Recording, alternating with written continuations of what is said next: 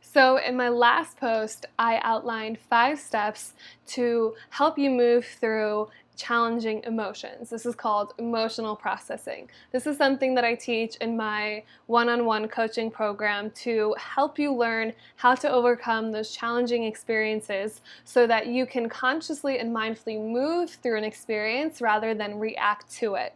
So I want to bring those 5 steps into real time because this is a really, really important 5-step process that is all about neuroplasticity, learning how to rewire your brain so that you are not subject to old patterns that were created when you were young, that were created out of survival, so that you can actually decide what kind of thought patterns you're having, what your habits are, which are ultimately all going to be supporting you in creating the life that you desire. So, I want to touch on a little bit about the science behind this. So the likelihood of us processing an emotion while we're in fight or flight, which is when we're emotionally activated, is really low.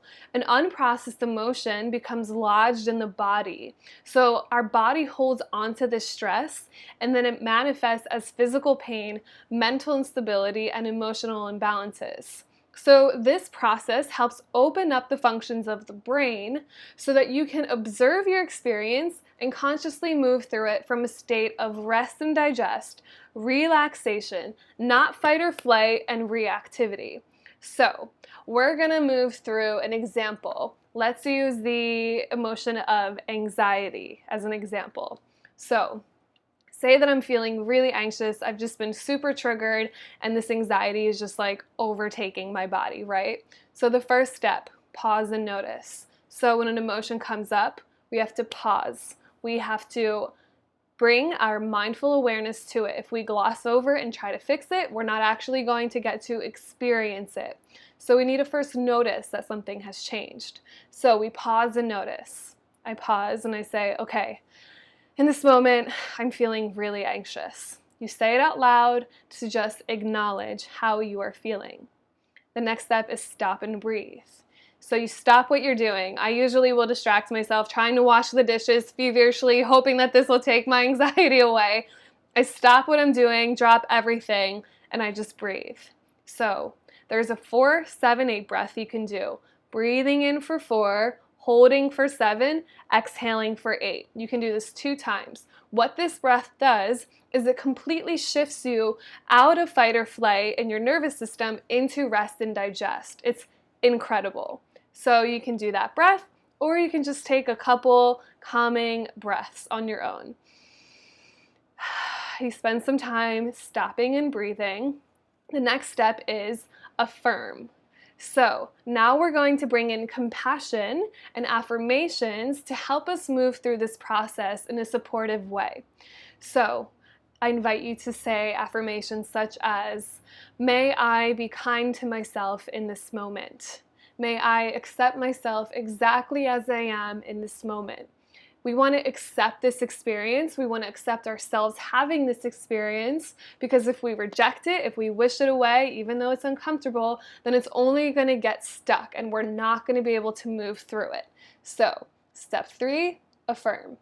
And step 4 is the best one yet, experience. Think of your emotion, think of this anxiety as a wave that needs to crash at the end of the ocean, right?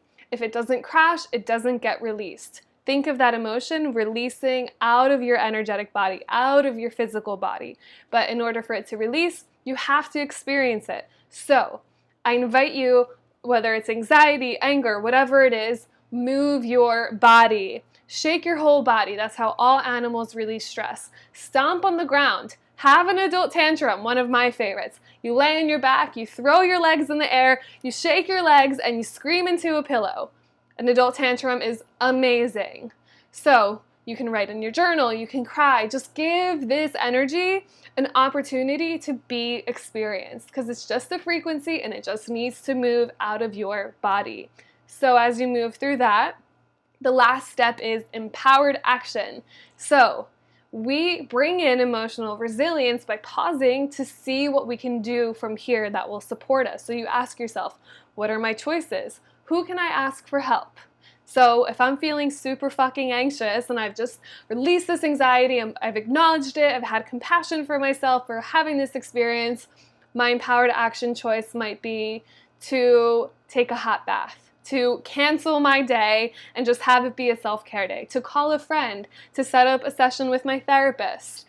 You build emotional resilience by doing this every time. The more you do it, the easier it gets. The easier it gets, the more challenges you can overcome and the less victimized you feel in your life experiences. This is the key to empowerment. This is the key to neuroplasticity. This is the key to changing your life.